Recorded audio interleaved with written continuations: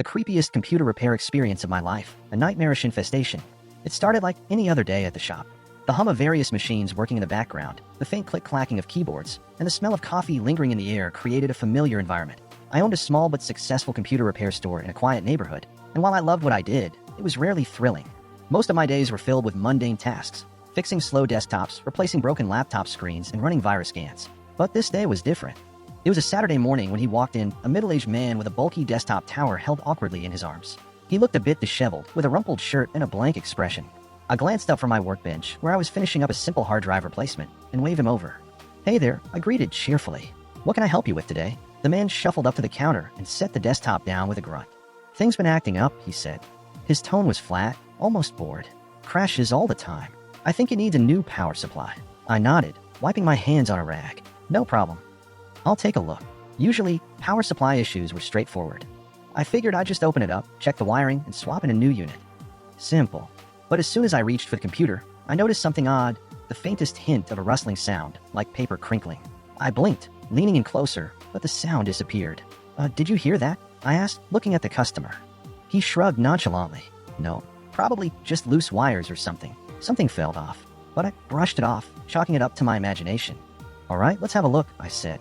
I hoisted the desktop off the counter and carried it over to the workbench. That's when my employee, Mike, came rushing over. "Do not open that thing in here," he shouted, practically skidding to a stop in front of me. Mike's sudden outburst startled me. He was usually pretty laid back, even in chaotic situations. His reaction was completely out of character, and I stared at him in confusion. "What? Why not? Just trust me on this one," he said urgently, glancing at the desktop like it was a ticking time bomb. "I've seen this before. Let's take it outside." I didn't know what to think. Was there some kind of chemical hazard inside? A suspicious device? I hesitated, but ultimately decided to listen. I mean, better safe than sorry, right? So we carried the desktop outside, much to the bewilderment of the customer, who followed us with a curious frown. "What's the big deal?" he muttered. I didn't answer. My heart was pounding a little faster now, anticipation and anxiety mingling.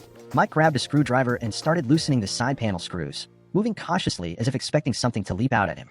I stepped back, watching him intently.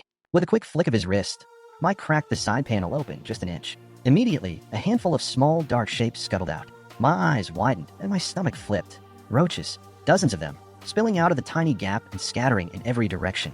"What the?" I jumped back, instinctively recoiling from the creeping wave of insects. Mike snapped the panel shut, his expression grim.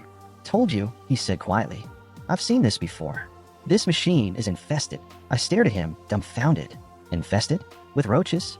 I'd heard of people finding bugs in computers before, sure, but this was something else entirely.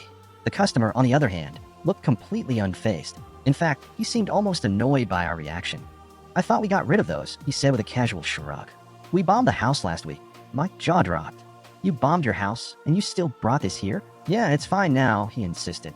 "They're just a few stragglers." "A few stragglers?" I repeated, incredulous. "There's a whole colony in there." Mike shook his head. "Sir, I'm sorry, but we can't work on this. You need to get rid of every single one of those pests before bringing it back." The man sighed, rolling his eyes like we were being unreasonable. All right, I'll clean it out. Can I bring it back tomorrow?" I couldn't believe what I was hearing. Most people would be mortified to have something like this happen. I know I would have been, but this guy acted like it was no big deal, like we were overreacting. Still, I didn't want to escalate things, so I forced a polite smile and nodded. "Yeah, sure. Just make sure it's completely clean, okay?" He grunted in response, hefting the desktop off the ground and trudging back to his car. I watched him go, a mixture of disgust and disbelief churning in my gut. What the hell just happened? I muttered once he was out of earshot. Mike sighed, running a hand through his hair. "Roach-infested computers, man. I've seen it before. The first time, I didn't know what to look for, and I ended up bringing it into my house. Took weeks to get rid of them." I shuddered. The thought of those creepy crawly creatures invading my home made my skin crawl. God, I hope that doesn't happen again. Unfortunately, my hopes were in vain. A week later, I was working on a routine laptop repair when I saw him walk back into the store. The same customer, carrying the same desktop. My stomach tightened with dread. I shot a look at Mike, who was busy with another client. I had a decision to make: turn him away outright or give him the benefit of the doubt. Taking a deep breath, I walked over and forced a smile. "Hey, is it clean now?" I asked hesitantly. "Yup." He grinned like he'd just accomplished something great. "All taken care of. Can I bring it inside?" "Actually, let's just check it out here first," I suggested, gesturing to the front of the store. The last thing I wanted was to unleash another horde of roaches in my shop.